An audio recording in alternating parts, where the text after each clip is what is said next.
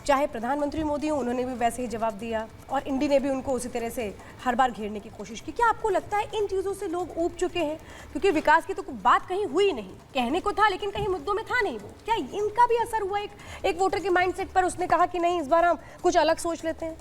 देखिए, विकास तो हुआ है, मानना पड़ेगा। जो ट्रेन का जितना अच्छा काम हुआ है, रोड में जितना काम हुआ है, काम तो हुआ है। लेकिन हाँ, अगर यह काम मोदी साहब की टीम का था कि अपने काम को लेकर के सामने जनता के सामने में, अगर वो काम अपने काम को जनता के बीच में ले जाकर नहीं दिखा पाए तो इनकी कमी थी।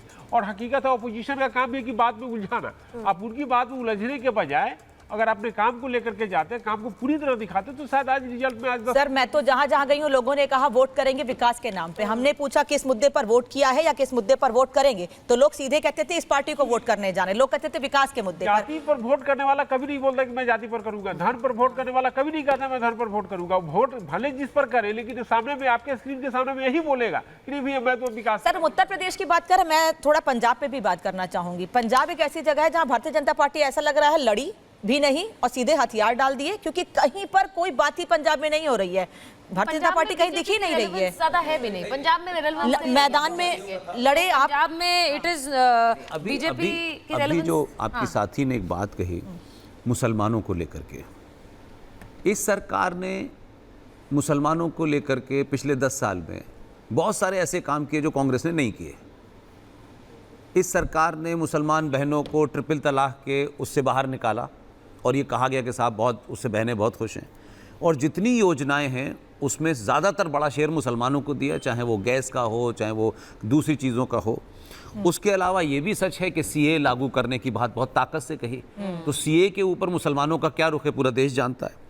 फिर ये भी बात हुई कि साहब ये सत्ता में आए तो मुसलमानों को धर्म के नाम पर ही दे देंगे। तो कुल मिलाकर के इस सरकार ने मुसलमानों के नाम पे जो भी कुछ किया, इससे अपने कोर वोटर को भी नाराज किया। ऐसा नहीं है कि आपने जब ये करना शुरू किया कि भाई आप तो जिस पर्पस से आए थे वो तो आपने किया नहीं, तो आपने भारत के संसद में जितने जघन्यकार हिंदुओं के खिलाफ हुए उस पर आप बोले नहीं। और आप मुसलमान जो कि उनका पहले से फिक्स है, और आज आपकी अगर बात में सच मानूं कि उन्होंने वोट नहीं दिया, वो वोट देने निकले तो उन्होंने उनको दिया जो उनके खिलाफ थे। तो आपके इन कामों से मुसलमान रिझे नहीं, और इसके कारण हो सकता है बहुत बड़ा एक वोट बैंक आपका आपसे नाराज हुआ कि भाई आपने ना तो आज की डेट में प्लेसेस ऑफ वर्शिप एक्ट को हटाया, ना तो आपने वक्फ बोर्ड को हटाया जिसने भारत की 3रे नंबर की जमीन घेर रखी है, आपने माइनॉरिटी कमीशन बना रखा है, माइनॉरिटी मिनिस्टर बना रखी है, एक सच्चर कमीशन बना रखा है कि अगर मुसलमान का कोई बच्चा IAS, मैं एक बात पूरी कर दूं, मुसलमान लड़का या लड़की IAS बनना चाहता है तो सच्चर कमीशन के पैसे से 1 लाख रुपया मुसलमान को दिया जाएगा, तो ब्राह्मण ठाकुर बनिए दलित के बेटे को क्यों नहीं दे? तो वो एंटागोनाइज हुआ ना कि आप प्रैक्टिकली तो उनको दे रहे हैं बहुत सारी चीजें।